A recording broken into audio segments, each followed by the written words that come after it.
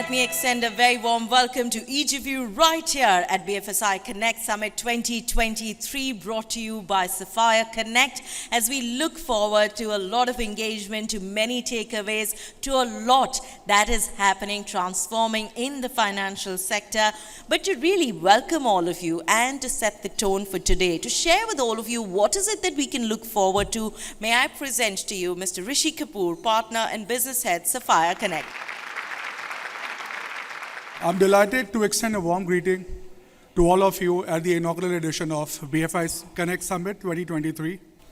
Being in the industry of creating knowledge platforms and having delivered successful playground new age digital payment summit in the past, we thought of creating a platform for the BFSI industry and especially for the leaders who are playing a pivotal role in driving the change in the sector through rapid technological advancements, staying updated to changing consumer preferences, and influencing the future of digital banking. As a result, the three core segments of the BFSI sector, payments, cybersecurity, and information technology, are the emphasis of the BFSI Connect Summit. I'm confident that today's discussion will be engaging, informative, and insightful, providing us with valuable perspectives on the current state of the industry and the way forward. Thank you. For now, we are all set to begin with our first panel discussion on the day, which is really going to talk about the vision for a new feature, payment trends in 2025. Opening remarks, Cyril, you want to go first?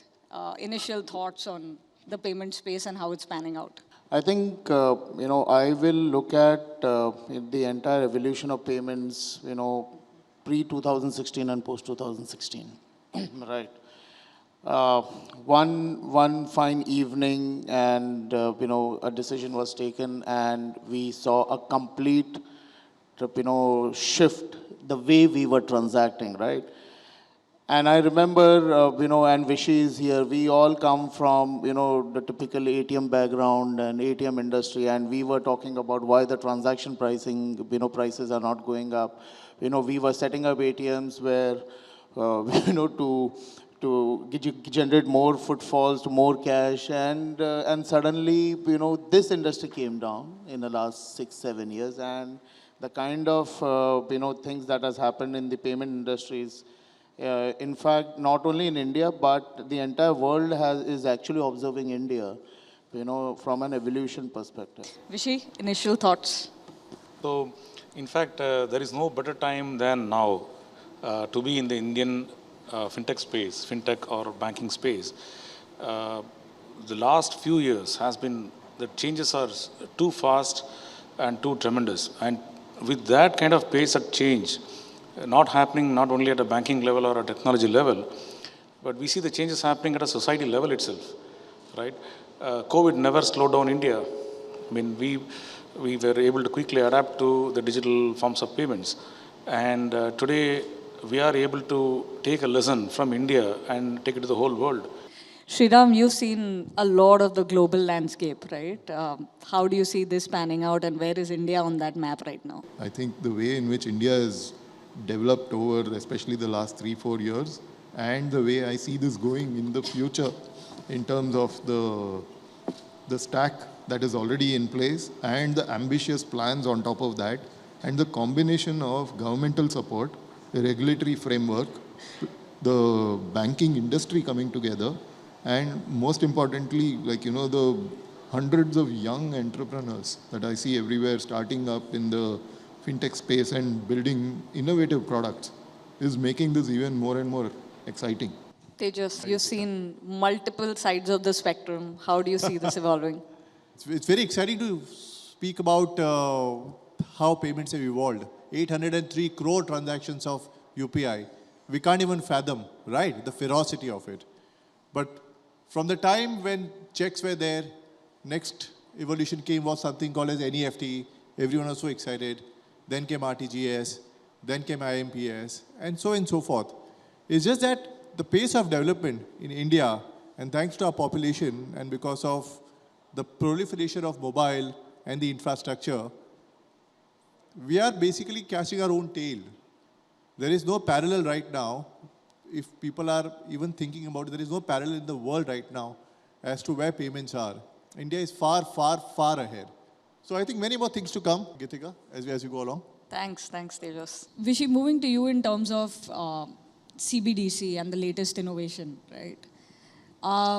What do you think is the incremental impact now of retail innovations, right? We've seen the big impact of UPI. Now, how do you see the incremental impact of these kind of retail innovations which are happening? First of all, we need to understand why CBDC came about, central bank digital currency. Today, India has got about 32.4 lakh crore currency notes in circulation. Right? It has gone multifold by the time Demon was announced.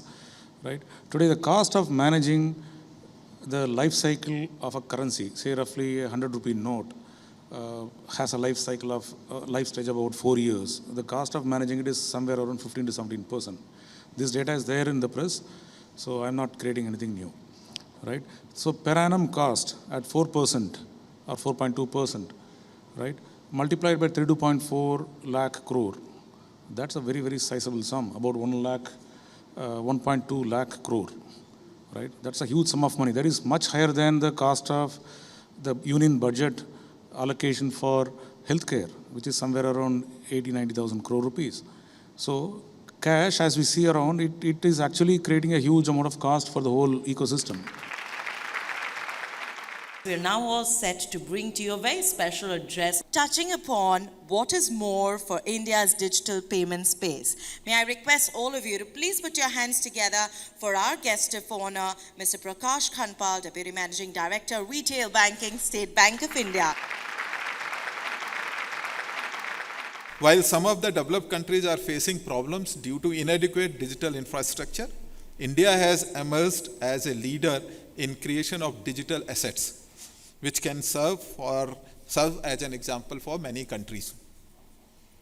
In India, the digital payment ecosystem has also been deeply impacted by India's Stack. All you know about the India Stack, an ambitious initiative to build a unique digital infrastructure to help solve population scale problems, which has positioned India as a global leader in building innovative digital models like the UPI-based payments. During the last 3 years, digital payment transactions have registered unprecedented growth in India, in particular real-time payments leveraging UPI. This has been one of the key elements in promotion of cashless and connected digital commerce ecosystem in India. The industry-wide growth of UPI-based payments continues to be astonishing and is a shining example of power of digitization in transforming payments and commerce. Thank you so very much, sir. To accompany you here on stage, I have yet another spectacular leader, Mr. Ankit Bansal, founder and Chief Executive Officer, Sapphire Human Solutions. May I request you to please welcome him with applauses as we get set to unveil the coffee table book. We've been talking about appreciating those who've contributed immensely to the industry, and we'd like to take a moment and appreciate them. Please put your hands together as we bring to you India's Most Agile CDOs.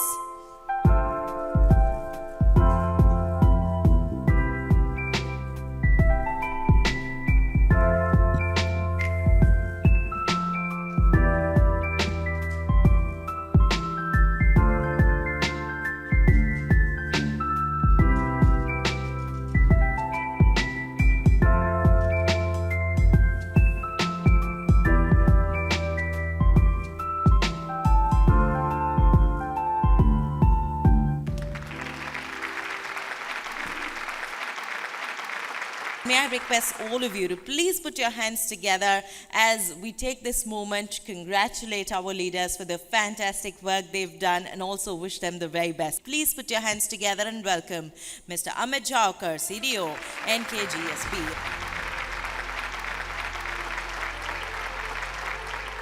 And let us hear applauses in the house for Mr. Cyril Mahapatra, Senior Vice President and Head of Digital Solutions Delivery Group, Innocent Bank. I extend a very warm welcome to Mr. Dheeraj Saxena, Head of Digital Banking and Payments, IDBI Bank Limited. Please welcome Mr. KV Deepu, Head of Operations and Customer Service for Bajaj Allianz Life Insurance Company Limited. May I request all of you to please put your hands together for Mr. Tejas Maniar, CDO, Uno Payments Bank Limited.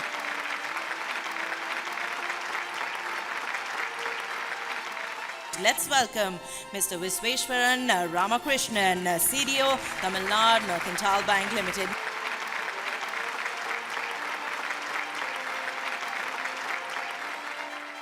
It's time for us to head into a short break. Stay tuned.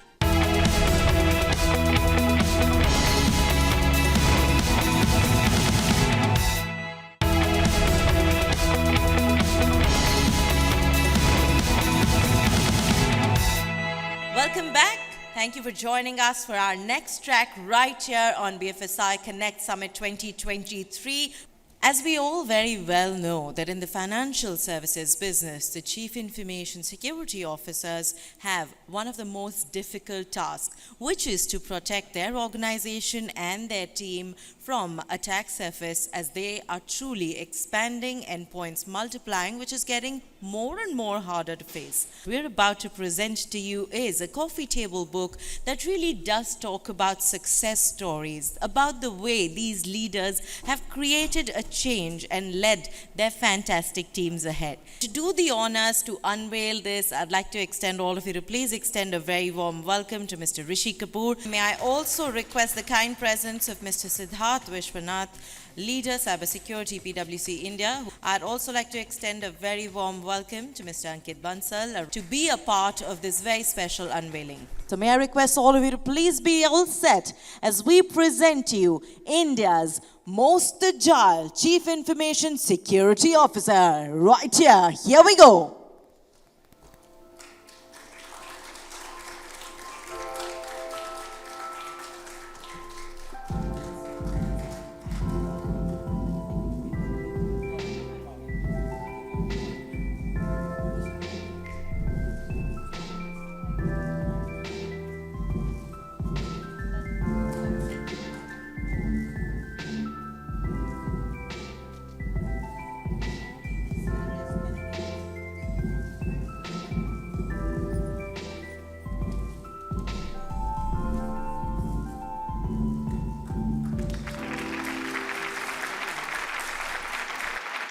We'll be starting with our panel discussion, a paradigm shift, technology trends reshaping the BFSI sector. Let me extend a very warm welcome to all our panelists joining us on this stage. With all this technology which we have been aware of it, we have been adopting it. Now we are at an inflection point where we think that technology may be moving ahead of us. Or is it? No, we are quite in command of it, we are in control of it, and it will help BFSI industry to evolve further better customer experience, better innovation, better products, better ecosystem, better partnership. So what's your view on this? So I guess objectively, still we are in control of technology. And why I am saying so is that BFSI sector per se at this point of time is focusing using its technology into solving the problems which is related to its own business model. Be it sourcing, be it underwriting, be it servicing, all aspects technology is being increasingly used. As far as inflection point is concerned, I guess we have passed that around 3-4 years back itself, and COVID further accelerated that change which happened. As far as the future is concerned, I guess this path will continue, because it gives certain fundamental benefits to BFSI industry.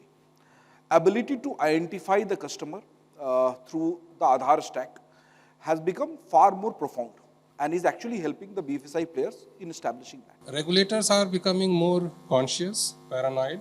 Bankers they are fine.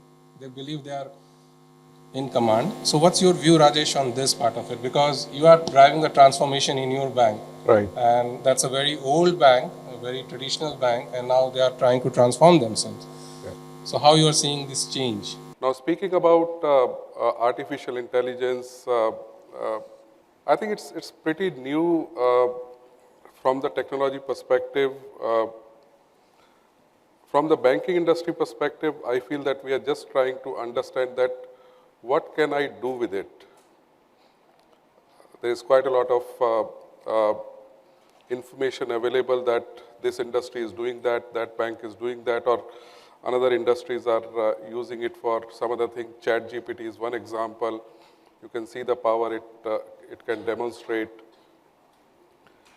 I think it will take a little bit of time for us to understand the real power it can provide us, but I think some of the solutions which are related to predictability, I think those are the most powerful ones. There is so much of technology, but still the customer is not getting the right kind of experience. So Jyoti, coming to you, so what's the constraint? Why we are not able to just stitch it up together and a customer walks and that's it, and he service for all his products and services? Coming to AI and ML, even for the new organization, this is actually a challenge according to me.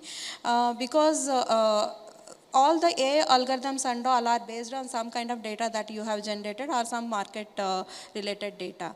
But these algorithms are to be changed as per the new market conditions and all. So how far we are able to upgrade our AI algorithms that we have already developed. So in a little bit delay in this upgrade will result in wrong decisioning for that one. So because of that, the confidence of completely relying on this AI output is actually lacking. So the only thing is like whatever I have seen, it may be a personal opinion, the AI and ML algorithms are a kind of algorithms which are actually helping your manual decisions. So what happens is credit manager runs that AI algorithm parallelly. He will be seeing what is that AI algorithm output, but at the same time he still requires the documentation or the some kind of eyeballing of all the documents to actually arrive at the final decision. Let me just go to Suraj, because Suraj, you have worked in banking and you are now working in the AMC industry. And both industry have different kind of maturity on adoption of technology.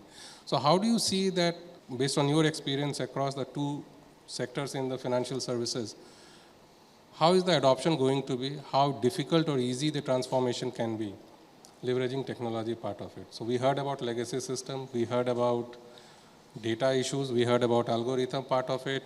Abhishek talked about the customer experience that is happening, things are changing, we are comfortable. So what's your view on this? I would say that the benefit is there with the legacy institutions as well as the new ones also. The legacy institutions, because of their experience and the time that they have been in the market, they have more of a wealth of data that can be easily leveraged, So at that point of time, all the data that they had was structured data. So using AI and ML on structured data is much more easier. Yeah, I understand that they would have legacy applications, but a middle level layer or a top level layer coming in and sitting on this legacy data, they can use it much faster. While for the new age institutions, they would not have the wealth of knowledge or data that they have, but obviously they can observe it from the market and everywhere. They would be more agile. So it's not like a disadvantage, I would say. It would be an advantage that you can make use of. Okay, so even though you're legacy, you have a wealth of data. You just have to build some layers on it to extract meaningful meaningful conclusions out of it. While for the new age ones, you have to create that stream, but the new age ones can do it, enhance it better by with digital transformation, making it more convenient, making solutions more personalized for the customers. That way, they also get an edge. We're now all set to bring to you a keynote address from our guest to foreigners. Please put your hands together as I extend a very warm welcome to none other than Ms. R.M. Vishakha, Managing Director and Chief Executive Officer, India First Life Insurance. Digital transformation is nothing else but upskilling technology with the latest that's happening, training it to do more. That's the way I think about digital transformation. So what is the user implication of technology, right? I have a smartphone and internet, so I'm equal. The asymmetry of information has completely disappeared because of technology. So today a person sitting in the remotest interiors of the country can have as much access to content as somebody who's sitting in Seattle in Washington or Washington. There is no difference. That's the way information asymmetry has disappeared across the globe. The digital will dictate what people will see, what people will think, what people will consume, how people will behave. And that technology has become the emperor today. I think the new dynamics that has come up is also sustainability. I think everyone is talking about sustainability. How is technology and sustainability going to happen? Now, even leaving footprints is not sustainable any longer. Mining data is not going to be sustainable any longer because there's so much of junk in data, and storing all that junk is not viable solution. So what is it that we're going to do in sustainability? Every solution is going to come with saying, okay, what are we doing on sustainability with the solution? How does it tick the ESG? I think this is completely unknown. So I think it's not yet been thought of or thought through when we're designing solutions. And I believe that this is going to be one of the biggest factors, and it will catch us completely unaware if we don't plan and think through on what is it that we're developing, what is it that we're doing, and is it going to work for us or not. I think with this, I just wanted to end. Thank you very much. To now have her presence on stage to unveil our coffee table book, what better than that? And to accompany her, may I please request all of you to put your hands together and extend a very warm welcome to Mr. Ankit Bansal, founder and Chief Executive Officer, Sapphire Human Solutions. Right here, we are all set to bring to you India's most agile CIOs of 2023. I'd like to request both of you to please unveil this absolutely brilliant coffee table book. Let's hear a round of applause there, please. Some absolutely brilliant success stories from CIOs in the financial sector, really making a mark for themselves, what their leadership mantras are.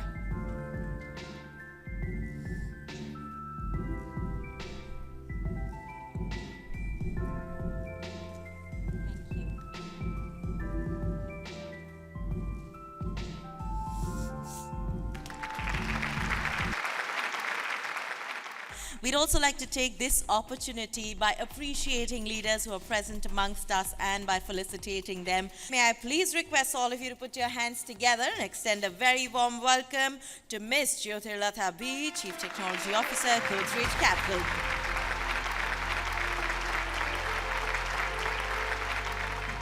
May I now request all of you to please put your hands together for Mr. Suraj Prakash, Chief Technology Officer, Edelweiss Asset Management Limited.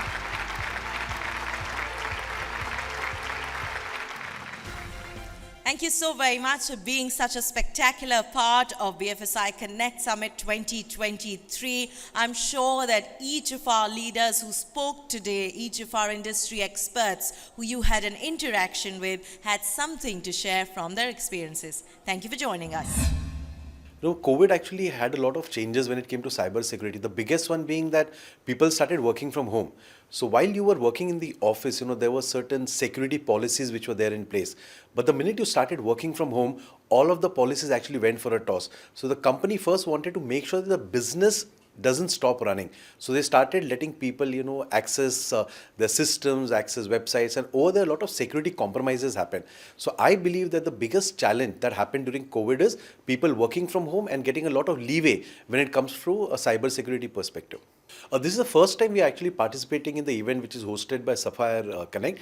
And in the first half that we are actually spent in the event today, it looks like a very good event. A lot of banking and financial companies are out over here. And being in the cybersecurity business as an organization, we at Network Intelligence have realized that BFSI is one of the biggest targeted vertical when it comes to cybersecurity. So I think this event which is happening today, the BFSI Connect, is at the right time. And I wish all the best to Sapphire Connect for such similar events in the future. Thank you.